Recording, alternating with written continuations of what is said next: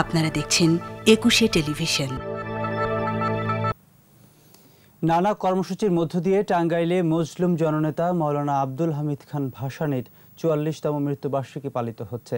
দিবসটি উপলক্ষে মাওলানা ভাসানী বিজ্ঞান ও প্রযুক্তি বিশ্ববিদ্যালয়, ভাসানী ফাউন্ডেশন সহ বিভিন্ন রাজনৈতিক, সামাজিক ও সাংস্কৃতিক সংগঠনের পক্ষ থেকে ভাসানীর মাজারে পুষ্পস্তবক অর্পণ করা হয়।